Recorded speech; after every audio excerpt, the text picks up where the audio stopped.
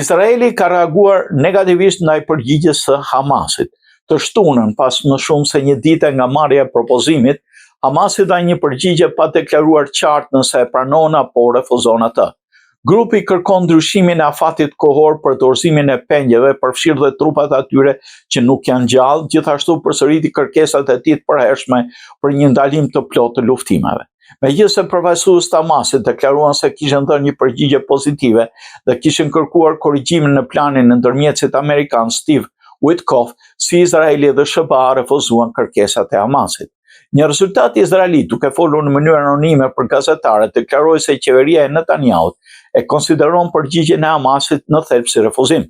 Megjithatë, një burim e përfshirë në procesin e ndërmjetësimit tha gazetës Times of Israel se negociatorët po vazhdojnë përpjekjet për të zbutur e Hamasit. Sipas këtij burimi, një nga kërkesat e Hamasit bën më të vështirë që Izraeli të rifillojë luftimet nëse bisedimet për një armpushim të përhershëm nuk do përfundojnë brenda periudhës së armpushimit 60 ditor. Ndërmjetësi amerikan u përgjigj duke thënë se përgjigja e Hamasit është krejtësisht e papranueshme dhe do çojë vetëm në tërheqjen tonë. Hamasi duhet pranojë propozimin konis që kemi paraqitur si bazë për bisedime ndërmjetësuara, të cilat mund të fillojnë menjëherë javën që vjen, shtoi ai. Hamasi kërkoi që lërimi i pengjeve të ndodhë në 5 faza në vend të 2 fazave brenda javës së parë.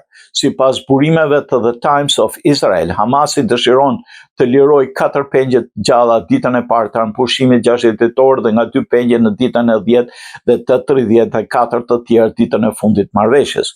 Po ashtu Hamas ofron të dorëzojë trupat e pengjeve të vrarë në ditën 30 dhe 50 të armpushimit. Në planin e tij Hamasi përfshin gjithashtu kërkesën për një tërheqje plot nga Gaza dhe garantim të ndihmës humanitare për popullin palestinez.